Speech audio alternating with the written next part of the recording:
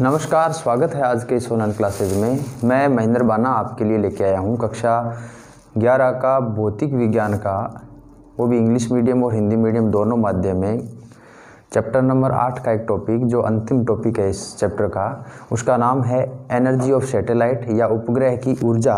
हमने अक्सर ये देखा है कि कोई भी उपग्रह या कोई भी सैटेलाइट जब अपनी ऑर्बिट में रिवॉल्व करता है तो उसकी दो प्रकार की ऊर्जाएं हैं, एक गतिज ऊर्जा है और एक स्थितिज ऊर्जा है। तो हमारा आज का जो टॉपिक बन जाएगा एनर्जी ऑफ सैटेलाइट।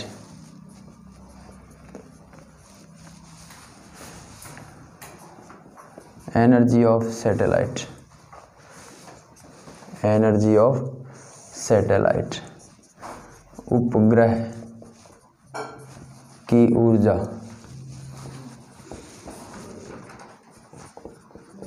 इसमें अपन लिख सकते हैं कि ग्रह के चारों ओर, ग्रह के चारों ओर उपग्रह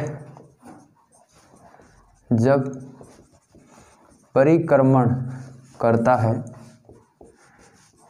है तो इसकी स्थिति के कारण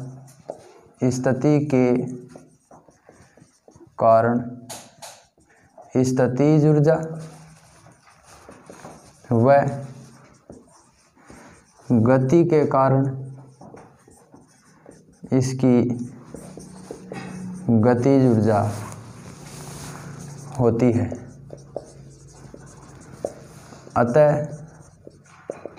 अतः इसकी परिणामी ऊर्जा गतिज ऊर्जा तथा स्थितिज ऊर्जा का योग होता है। स्थितिज ऊर्जा का योग होता है। अपन लिख सकते हैं when a satellite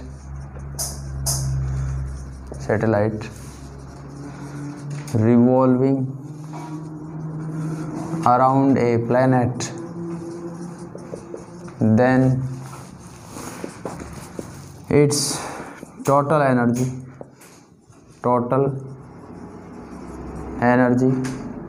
is the sum of kinetic energy and potential energy, where kinetic energy is due to its motion and potential energy is due to its position। अरे भाई, ग्रह यानी सैटेलाइट जितना प्लेनेट से ऊपर होगा उतनी ही उसकी पोटेंशियल एनर्जी ज़्यादा होती जाएगी। यानी कि जैसे मैं एक उदाहरण दूं, हम धरातल से h हाइट पर अगर कोई पानी की टंकी रखते हैं तो जितना ज़्यादा h का मान होगा उसमें पानी की पोटेंशियल एनर्जी जो है, स्थितिज ऊर्जा U जो है, उतनी ही ज़्यादा होगी।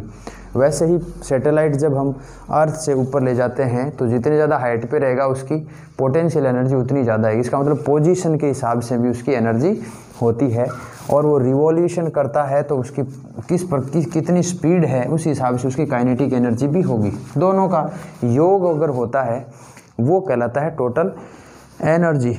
अगर अपन मान के चलें कि कोई सैटेलाइट है, उसका मास कैपिटल M है और रेडियस R है, तो उसकी पोटेंशियल एनर्जी जो होगी वो होगी हमारे पास if any planet have capital M mass and capital R radius, then small m mass of the planet small m mass satellite have potential energy and kinetic energy। छोटा सा टॉपिक है, ज़्यादा बड़ा नहीं।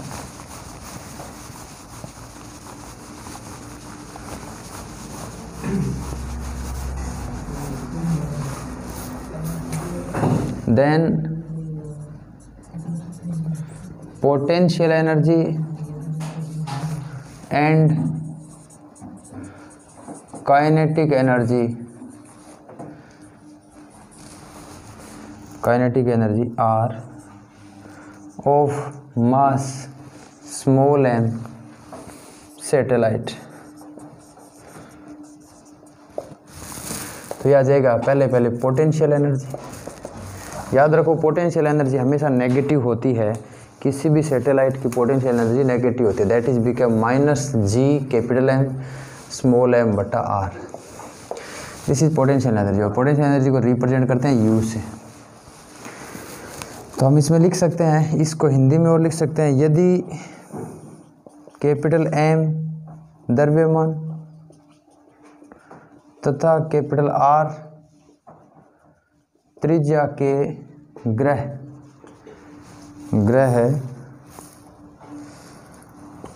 हो तो, कैपिटल R त्रिज्या का ग्रह हो तो स्मॉल m द्रव्यमान वाले उपग्रह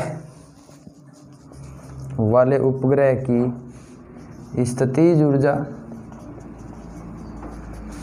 U बराबर, या U को पोटेंशियल एनर्जी P भी लिख सकते हैं, दैट इज बिकम ये हम लिख देंगे स्थितिज ऊर्जा सदैव ऋणात्मक होती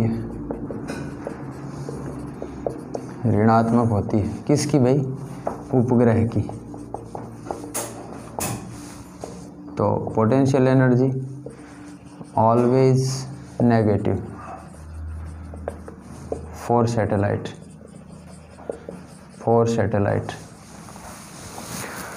एंड काइनेटिक एनर्जी जिसको K से रिप्रेजेंट कर सकते हो, ये आता है half mv²। v orbital velocity आ जाएगी, क्योंकि ऑर्बिटल वेलोसिटी से वो रिवॉल्यूशन करता है, और ऑर्बिटल वेलोसिटी का मान जो होता है वो होता है √Gm बटा R। वैसे तो ऑर्बिटल वेलोसिटी का होता है √Gr, लेकिन इधर Gm की फॉर्म में है तो हम लिख सकते हैं सिंस VO इक्वल टू होता है √Gm बटा small r। Now K is equal to यानी गतिज ऊर्जा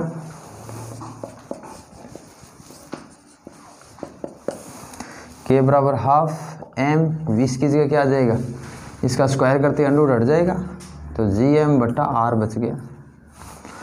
टोटल वैल्यू आ जाएगी G capital M small m बटा 2R। This is the kinetic energy.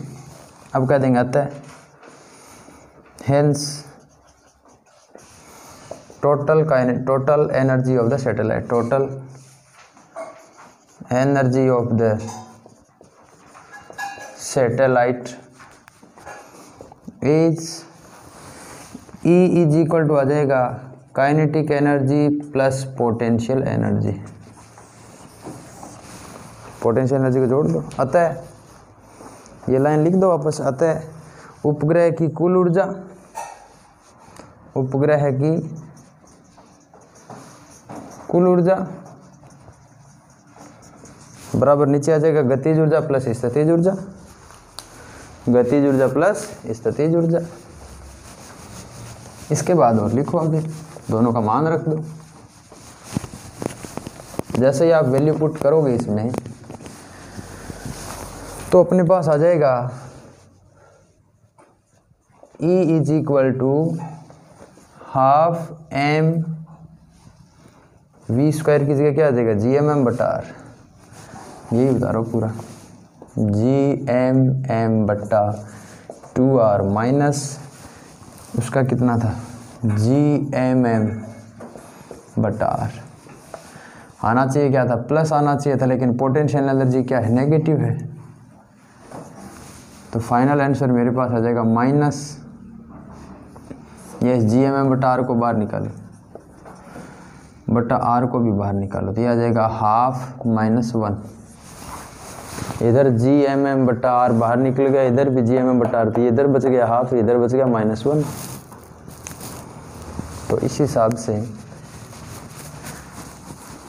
Final अपने पास एनर्जी जो आएगी वो आएगी नेगेटिव में, क्योंकि -1 है वो सब्ट्रैक्ट हो रहा है 1/2 में से।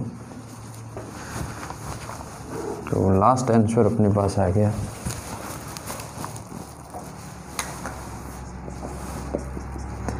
E = -12 of Gmm/r।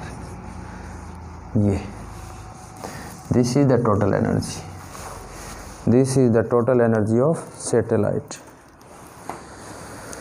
अपन इसमें कह सकते हैं here negative sign represents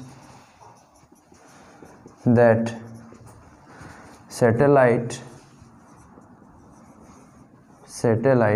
is bounded by the planet. Satellite is bounded by the planets।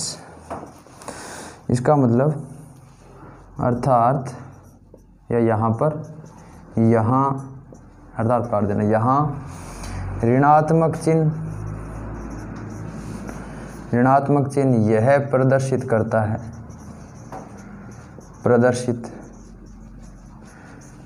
है कि उपग्रह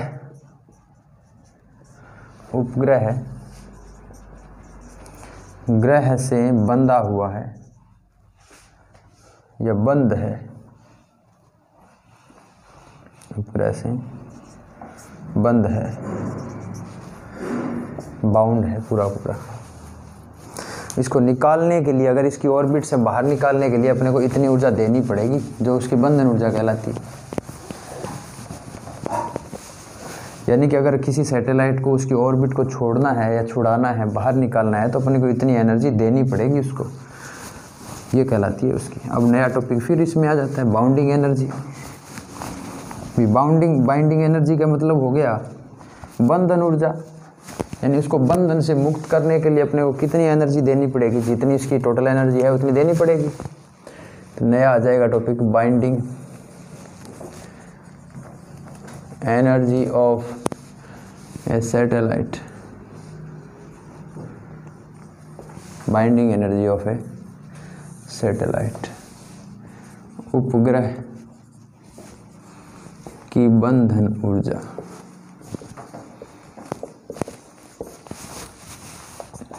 किसी उपग्रह को उसकी कक्षा से मुक्त या बाहर निकालने, मुक्त करने या फिर बाहर निकालने, मुक्त या बाहर निकालने के लिए आवश्यक ऊर्जा का मान उपग्रह की बंधन ऊर्जा कहलाती है। उपग्रह की बंधन ऊर्जा कहलाती है। जैसे ये हमारे पास अर्थ है, इसके चारों ओर इस कक्षा में कोई एक उपग्रह घूम रहा है m मास का, तो इसकी टोटल एनर्जी कितनी है भाई? इसकी टोटल एनर्जी E बराबर है -Gmm/2r। अगर हमें इसको बाहर निकालना है, मतलब इस कक्षा से बाहर निकालना पड़े, नष्ट हो जाए तब, या कुछ नीचे लाना पड़े, तो हमें कितनी एनर्जी देनी पड़ेगी? Gmm/2r के बराबर एनर्जी देनी पड़ेगी। तो देने के लिए हम लोग कह देंगे बाइंडिंग एनर्जी, बंधन ऊर्जा EB बराबर +1/2 Gmm/r हो जाएगी। तो कहने का मतलब the energy required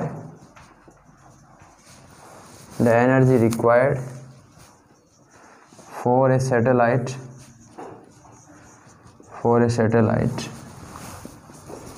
to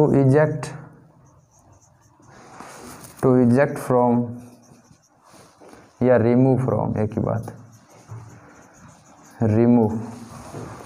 eject from its orbit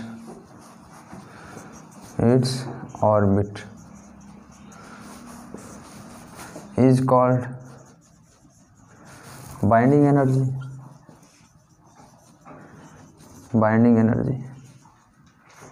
या यूं कह सकते हो कि उपग्रह को कक्षा में बांधे रखने के लिए आवश्यक ऊर्जा भी हो सकती है। किसी सैटेलाइट को रिवोल्यूशन कराने के लिए, उसकी ऑर्बिट में बाउंड करने के लिए जितनी एनर्जी चाहिए वो भी बाइंडिंग एनर्जी है, यानी कि दोनों बराबर ही है। ये नेगेटिव इसलिए रहती है कि हमें अगर इसको बाहर निकालना पड़ेगा तो एनर्जी देनी पड़ेगी। अगर पॉजिटिव होती तो ये इसके अंदर रहता नहीं, नेगेटिव है इसकी एनर्जी।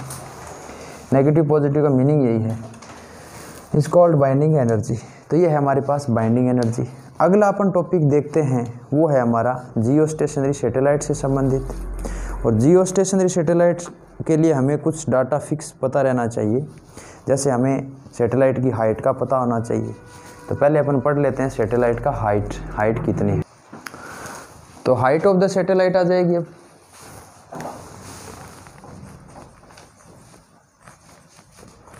हाइट ऑफ द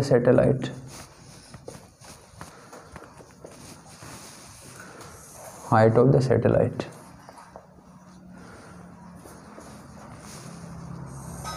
एक बात तो ये हो गया, हम लिख सकते हैं we know that the time period of the satellite, ये हम निकाल चुके हैं पहले टाइम पीरियड। अरे भाई, हाइट ऑफ सैटेलाइट का मतलब उपग्रह की पृथ्वी तल से ऊंचाई, ये कह दो चलो, पृथ्वी तल से ऊंचाई। Height of the satellite from the earth surface, बस height of the satellite from earth of surface, पूरा टॉपिक ये बन जाएगा बस, क्योंकि अर्थ के रेस्पेक्ट में हम सब कुछ पढ़ रहे हैं। उपग्रह की पृथ्वी तल से ऊंचाई, हाइट ज्ञात करनी है। तो हम जानते हैं कि उपग्रह का आवर्तकाल टी का जो मान होता है वो होता है 2 पाई r प्लस h की पावर 3/2। 2 पाई r की पहली पावर 3/2 लिख दूँ, रूट ऑफ gm, मेन सूत्र होता है ये। इसको अगर कन्वर्ट करना चाहें तो लिख सकते हो 2 पाई r की जगह आ जाएगा capital R plus h power 3/2 whole divided gm की जगह आ जाएगा रूट ऑफ gr²। हमें इस बात का मालूम है कि gm बट्टा r² इक्वल होता है g।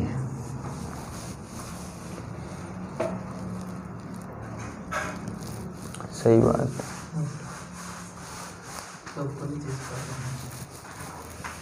ठीक है। और अगर gm बट्टा r का रूट है तो इसको gr² के बराबर लिख सकते हैं, gr का स्क्वायर, ठीक।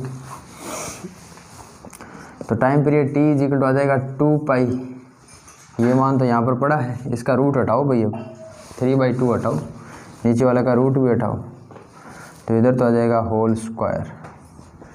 r प्लस h की पावर 3/2 था, छोटे कोष्ठक में डालो इसको ताकि अच्छा रहे, पावर 3/2, इसका भी रूट करो, स्क्वायर करो, नीचे gr² फ्री हो गया, रूट हट गया, तो इधर आ जाएगा t², यानी t² बराबर आ जाएगा 2 पाई का स्क्वायर r प्लस h की पावर 3/2 का होल स्क्वायर प्लस gr², इसका रूट हट जाएगा। और देखते हैं तो t² इज इक्वल टू ये आ जाएगा 4 पाई², इसका होल स्क्वायर।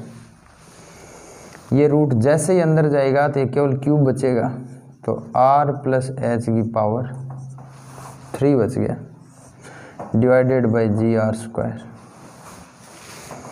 और देखें आगे, इसको इधर रखे, बाकी सारे इधर भेज दो, तो r प्लस एच की पावर 3/2 यहाँ रख लिया, क्योंकि हमें तो h चाहिए हाइट।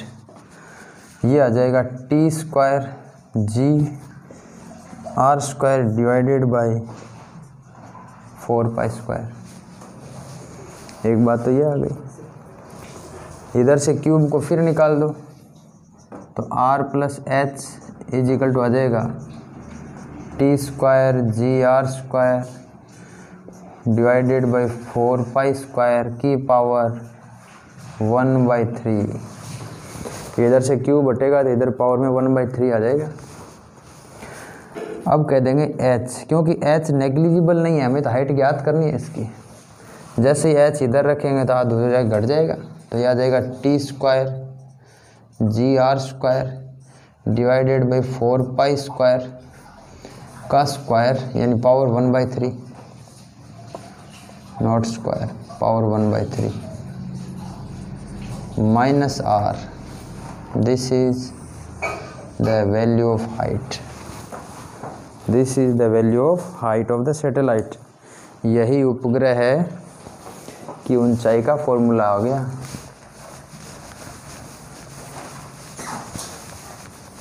आगे देखते हैं। जियो स्टेशनरी सैटेलाइट के लिए टी का मान है 24 आवर होता है। आर अर्थ की रेडियस है जो 6400 किलोमीटर है। जी का मान 9.8 है। 4π सब का मान रखो तो एच का मान आ जाएगा अपने पास। देखते हैं कैसे कैसे मान आता है। अपने को तो याद रखना है, क्योंकि आगे वाला टॉपिक जियो स्टेशनरी सैटेलाइट आने वाला है। और जब जियो स्टेशनरी सैटेलाइट की कल्पना करेंगे तो उसमें अपने को हाइट का मान चाहिए जियो स्टेशनरी सैटेलाइट का, टाइम पीरियड भी चाहिए। तो हम कह देंगे 4 जियो स्टेशनरी सैटेलाइट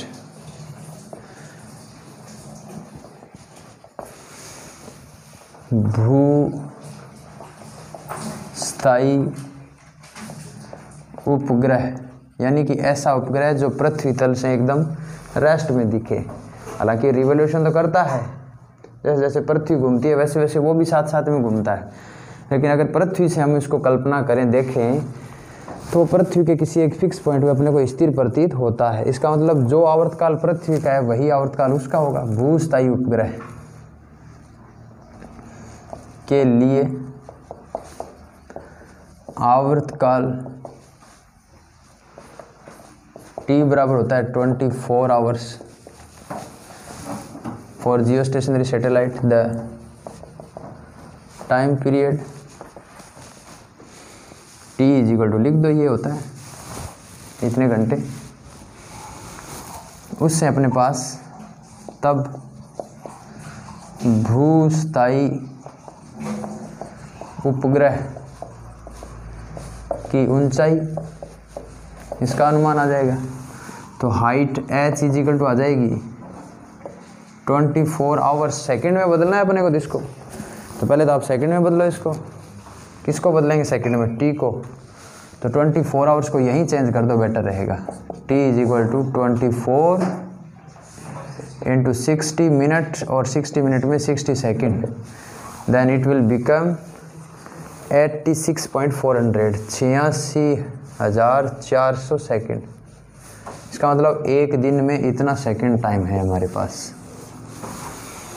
तो h की जगह मेरे पास डायरेक्ट लिख देता हूँ 86,400 का स्क्वायर है भाई, multiplied by 9.8 multiplied by 6.4 into 10⁶ का होल स्क्वायर। ये सूत्र है मेरे पास। टी स्क्वायर की जगह ये मान, जी की जगह 9.8, आर की जगह 6.4 10⁻⁷ समथिंग मीटर में आ गए, की होल पावर 1/3। एक तो ये डिवाइडेड, अच्छा इसी के साथ में लेना पड़ेगा इसको भाई, डिवाइडेड 4π का मान 22/7 की पावर 2 माइनस 6.4 इंटू 10⁻+6 में आएगा। इसको नीचे वाले को मिटा दो चाहिए, इसकी अपने को आवश्यकता नहीं बची। ये टी का मान लिख लिया हो तो ये भी मिटा देता हूँ।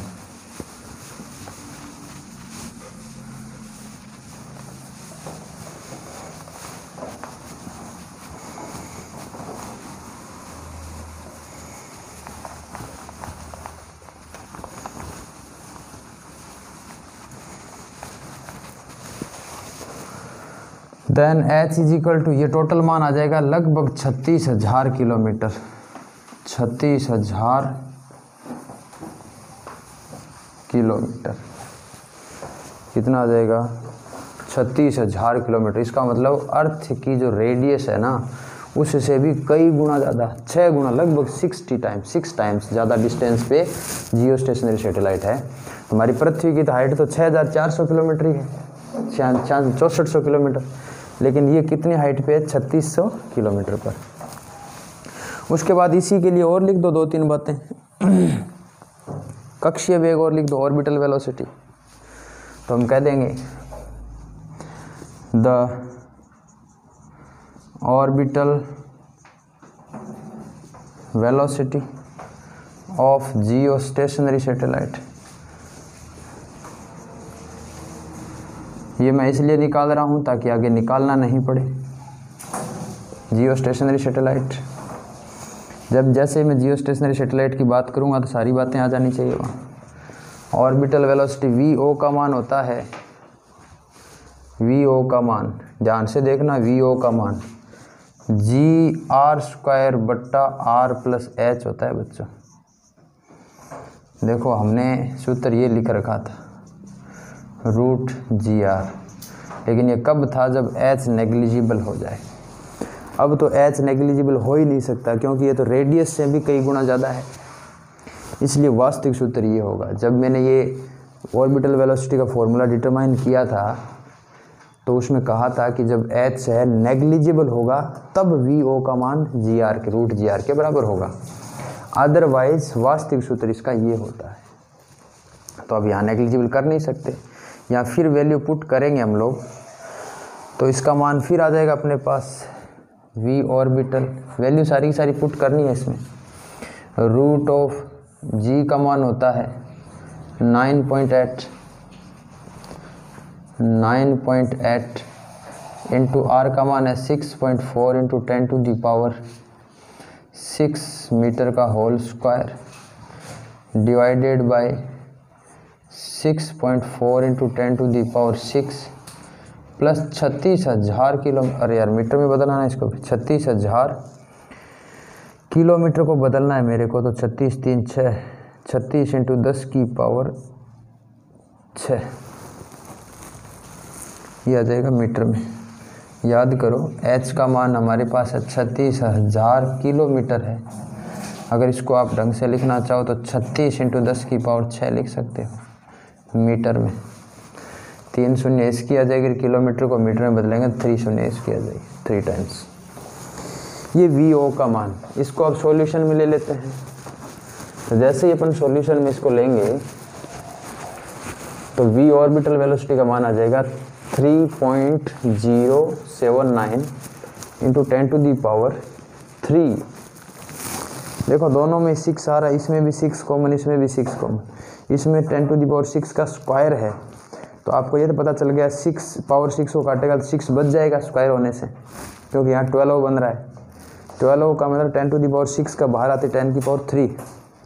तो फाइनल आंसर मेरे पास आ जाएगा VO इज इक्वल टू आ जाएगा 3.079 इंटू 10⁻3 मीटर प्रति सेकेंड। अगर इसको और नज़दीक में लिखें राउंडिंग ऑफ में, देन इट विल बिकम इतना 3.1। राउंडिंग ऑफ कर दो 7 और 9 को।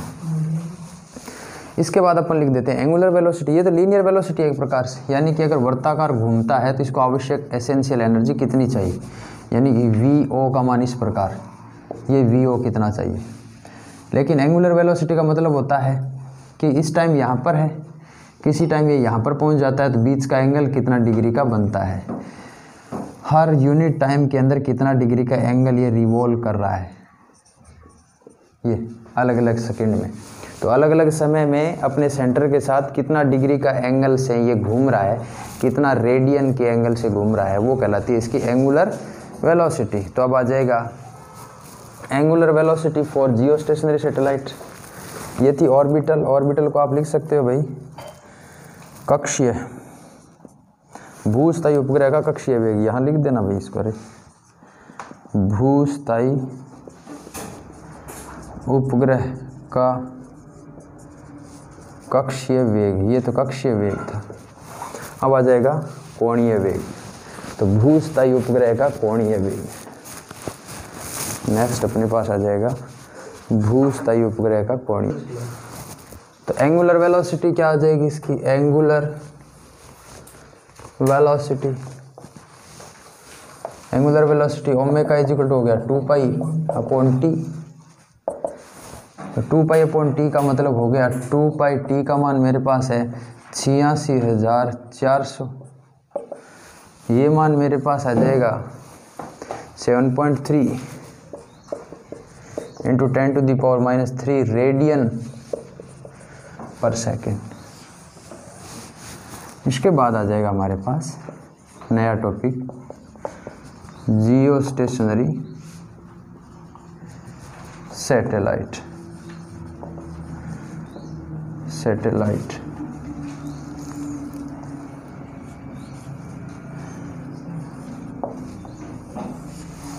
भूस्थायी उपग्रह, उपग्रह भूस्थायी उपग्रह, इसकी अपन डेफिनेशन लिख लेते हैं। एंगुलर वेलोसिटी में अपने पास ये जो ओमेगा इज इक्वल टू अपने पास 2π/600 ये है 10⁻⁵ रेडियन आता है, 7.3 इंटू 10⁻⁵ रेडियन। अब अपना टॉपिक है जियो स्टेशनरी सैटेलाइट। तो जियो स्टेशनरी सैटेलाइट मेरे पास आ जाएगा भूस्थायी उपग्रह, यानी ऐसा उपग्रह जिसका आवर्तकाल 24 घंटे हो,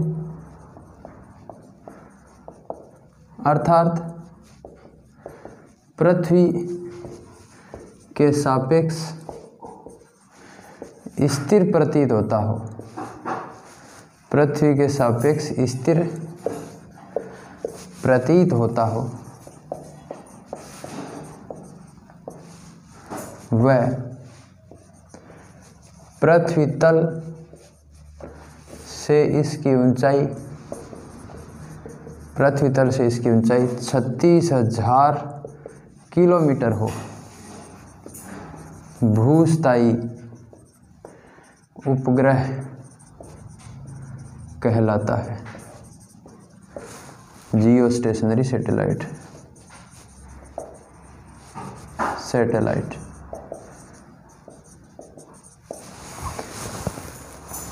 तो the satellite, satellite satellite which have time period is 24 hours and in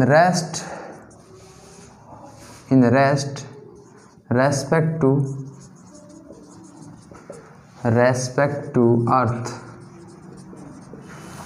revolving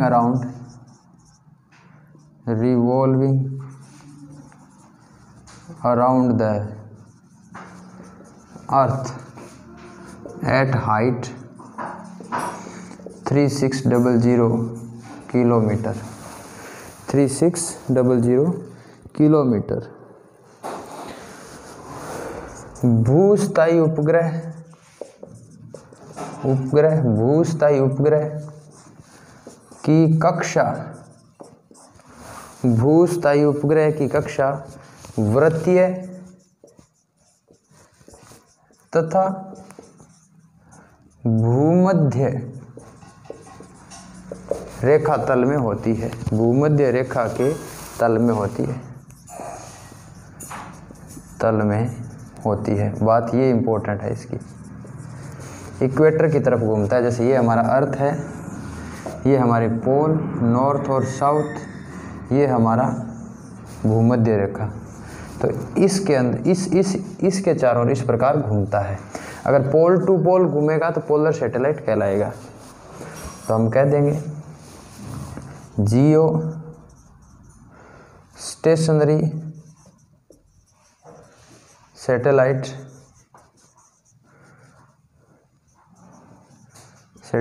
have circular circular orbit कह दो, circular orbit and revolving in the plane of equator, plane of equator, revolving in the plane of equator. और भी बहुत सारी बातें हैं, जैसे अभी हमने देखा कि जियो स्टेशनरी सैटेलाइट के लिए एंगुलर वेलोसिटी का मान कितना होना चाहिए, यानी कोणीय वेग कितना होना चाहिए 7.3 × 10⁻⁵, और कक्षीय वेग कितना होना चाहिए वो भी हमने देखा 3.1 × 10⁻³ किलोमीटर प्रति सेकंड। ये सारे के सारे जियो स्टेशनरी सैटेलाइट की। दो चार बातें और लिख दो, नीचे लिख दो। Geostationary satellite have angular velocity is 7.3 × 10⁻⁵ radian per second and, नीचे वाला लाइन में लिखो वापस, एंड ऑर्बिटल वेलोसिटी इज 3.1 ×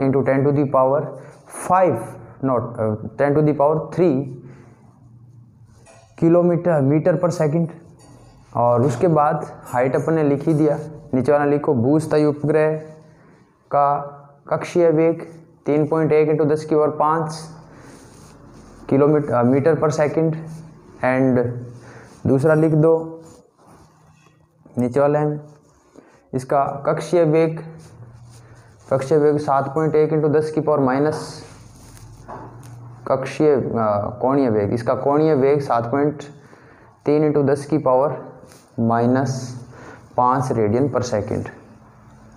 उदाहरण के तौर पे अपन अगर देखें तो ये काम में आता है मौसम की जानकारी के संबंधित भूस्थायी उपग्रह का उपयोग पहला मौसम के पूर्वानुमान के लिए, नंबर 2 वायुमंडल के ऊपरी अध्ययन के लिए, वायुमंडल के ऊपरी भाग के अध्ययन के लिए, दूरसंचार के लिए, उल्कापिंडों के अध्ययन के लिए।